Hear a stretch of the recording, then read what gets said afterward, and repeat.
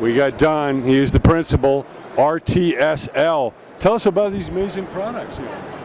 Well, we're here today with Big Pharma, which is, to our knowledge, is one of the first times Big Pharma's ever made an appearance at a CBD show in the United States. Okay. My company, which is a publicly traded company, a biotech firm, we actually work in partnership with them. We make an FDA-listed device that allows you to inhale CBD into your pulmonary system. Okay. One of our white label brands is here. It's behind me. It's called Rexoid. That brand is available online and in pharmacies in Texas. Let's take a look at the packaging. So it's 0.5 milligram and 1/4 milligram delivery system. Okay. So everything in that inhaler is listed with FDA as approved, except for the cannabinoids themselves. Okay. Then the company that's here, Coster Pharma, all their equipment is FDA approved equipment. They're the largest manufacturer of metered dose inhaler aerosol equipment in the world. They've got about 60% of the market. There's some of their products right here. They do a lot of things besides just inhalers. And then our company, RTSL, like I said, we're a biotech firm. We do manufacturing, formulation, equipment. We sell parts. We are affiliated with a propellant company, FDA-approved medical grade propellant, and we do consulting.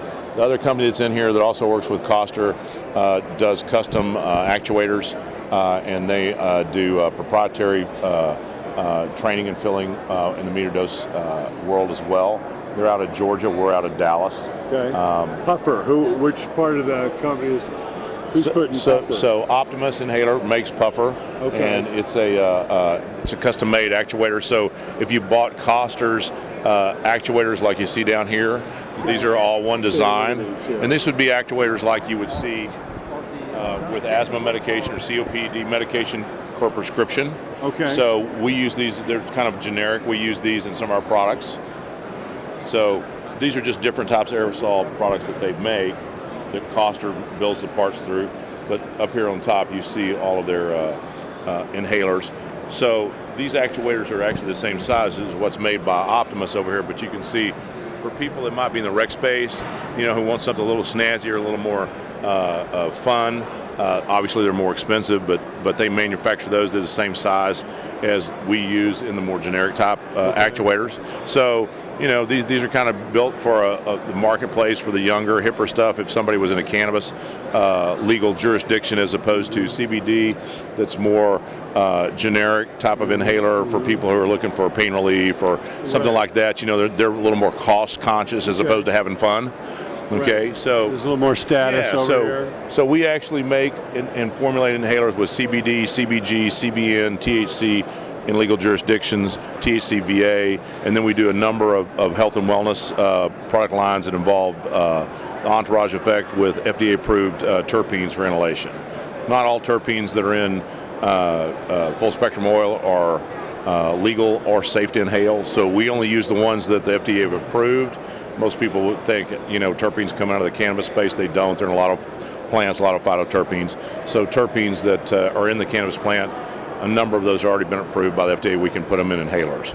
So let's say if you want a certain entourage effect for like anxiety or pain, those blends exist and are legal to put into an inhaler for inhalation to the public. And is there any insight into where this industry is going? From your perspective, what do you see the next step? Well, when you say this industry, you're talking about CBD? CBD. Well, CBD is here to stay. There's a lot of uncertainty in certain jurisdictions about what the FDA is going to do or not do. My personal opinion, and this is not anything I have any real support for, other than I'm a lawyer and I kind of understand how the law pieces together, is I think we'll eventually be approved at certain dosages as GRES, generally regarded as safe and effective. But there's still a lot of debate on that. Certain jurisdictions, such as the state of Texas, where we manufacture our products, cannabidiol as a scientific compound is legal for human consumption in all forms. So, there's uncertainty at the FDA level. There's uncertainty in certain jurisdictions. California's having some problem with their CBD. It's obviously here. It's going to get bigger. It's going to grow. And as research comes along, we have more true pharmaceutical studies with real medical studies. We'll see a lot more things happen. And there's obviously as more cannabinoids get identified and more products get tested, you're going to see more things that are effective. You know, in this industry right now, we're fighting the problem that, you know, a lot of CBD products don't have any CBD in them. It's, you know, there's a lot of snake oil that's being sold. Okay. But the price of CBD is coming down, so maybe some of that will go away just because of the market.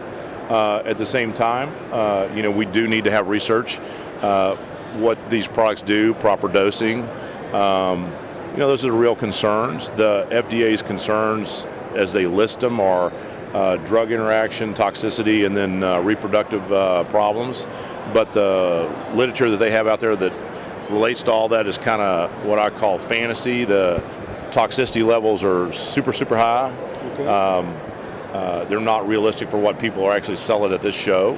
You know, like our dosage at 2.5 milligrams or 5 milligrams, I mean, that's 1/100th of what they were dosing people with when they were doing studies with GW and a PLX. So they're being disingenuous with that. The drug interaction issue, you know, that's an issue with anything that you consume. You know, if you drink too much alcohol, take too much Tylenol together, you're going to end up in the emergency room. You know, so anybody that's using a product that is ingested, you know, you need to be aware if it changes the way you feel, or if you're taking other medication. That seems like a common sense thing. And then, of course, the reproductive motility question that the FDA's got out there, you know, they tested that in mice at super high dosages once again. So we don't have any human testing that currently exists with respect to that. But this space as a booming biotech space is going to get bigger and bigger. There's no question about that. You know, it's a tidal wave. You can't stop it. The question is how are you going to regulate it? So you're just ready at all times to move with the flow and the I made the decision. approvals. I made the decision to change the labeling on our box this morning. So, you know, yeah, but you know, that's the fun part about having a smaller business at this point in time. You know, we can be nimble. You know, we don't have, you know, 2 million boxes printed. We got 25,000 printed. Yeah. And so, you know, I can make a decision as a CEO, and we're still small enough that that's not a, you know, that's not $1 million mess up for us. Right. You know, it's a $5,000 mess up for Yeah. us. So, you know, we're still nimble enough to do that, and that's what this industry is going to do. You're going to see fallout as, you know, better products that rise to the top. You're going to see better products that are going to have human testing actually done with the pharmacokinetics done behind it with the blood work, so they can establish and make therapeutic claims. You're going to see that happen over the next year. Mm-hmm. You know, we're working in conjunction with physicians on that now with our products. So, and other companies are too. And, you know, so to the extent that you have, you know, quality teaching hospitals and quality research hospitals that are working with a lot of these manufacturers, we're going to see some good results that come out of that. We're going to see, you know, we're going to be able to eventually make claims, therapeutic claims with respect to anxiety and inflammation and osteoarthritis. And, you know, it's inevitable. It's coming. It's just a question of how long it takes and what each jurisdiction does with regulation in that jurisdiction. So right now, Texas doesn't have any restrictions on production or consumption at all. You know, they may put some in place down the road, but, you know, right now we don't have any. So other jurisdictions are different. You know, Optimus is out of Georgia. You know, they have a legal MMJ jurisdiction in Georgia, but you can't use any fire heat for a product there. So they have their inhaler is a really good product in the state of Georgia since there's no fire heat. And so, you know, everybody's got their own little rules that they're fighting with, and everybody's got the FDA overlay on that. Do you see that eventually becoming uniform across the board? You know, to the extent that all the states can be uniform, in my opinion, it'll get to be like, you know, alcoholic beverages or tobacco. There'll be a lot of conformity, but we probably won't have total conformity just because you know, states don't always cooperate. You know, it's like going on right now with immigration. You know, some places have sanctuary cities, other places are like, hey, if you're here illegally, we're going to get rid of you. So, but I think we'll coalesce toward that. The question is, how long does it take? Gotcha. Well, Don, some valuable information. We appreciate your time. No. Best of luck.